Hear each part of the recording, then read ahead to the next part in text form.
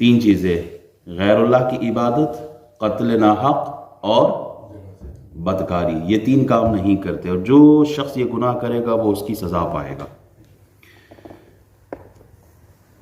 رحمان کے بندوں کی جو صفات، یہ چھٹی صفت تھی کہ اللہ تعالیٰ کے علاوہ کسی کو وہ سجدہ نہیں کرتے. اہل عرب بت پرست تو تھے، 360 بت کعبے میں رکھے ہوئے تھے، اور بت پرست ہونے کے ساتھ ساتھ اس وقت کا جو ماحول تھا، وہاں کے جو لوگ تھے وہ زنا بھی کرتے تھے، ایڈلٹری، اور وہ اس کو عام سمجھتے تھے. تو قرآن چونکہ اس زمانے میں نازل ہوا، اور جو برائیاں تھیں کمیونٹی کے اندر اس دور میں وہاں کے لوگوں میں، تو قرآن نے ان کو بیان کیا ہے اور ان کا رد کیا ہے کہ یہ برے برے اعمال ہیں اور ان سے بچانا تھا.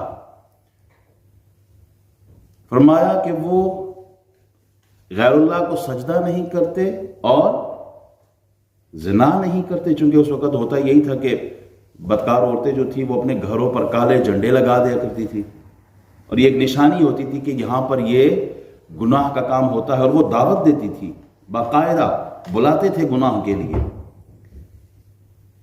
اور تیسرا برا عمل وہ یہ تھا کہ وہ قتل کرتے تھے اپنی اولاد کو.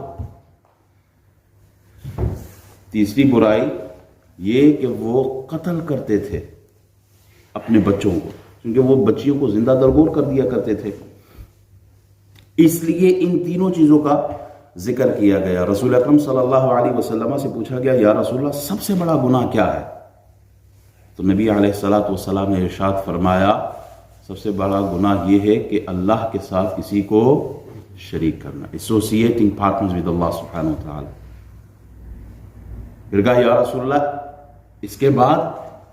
تو آپ علیہ الصلوۃ نے ارشاد فرمایا، قتل ناحق، کسی کو قتل کر دینا، یعنی اپنی اولاد کو قتل کر دینا، کیونکہ بچیوں کو وہ زندہ درگور کرتے تھے. پھر اس کے بعد یا رسول اللہ؟ تو آپ علیہ الصلوۃ نے فرمایا، تمہارا اپنے ہمسائے کی بیوی کے ساتھ بدکاری کرنا. پھر آپ علیہ الصلوۃ نے یہی سورہ فرقان کی آیت نمبر 68 تلاوت فرمائی، والذین لا يدعون مع اللہ الہا آخر ولا يقتلون النفس التي حرم اللہ الا بالحق ولا يزنون.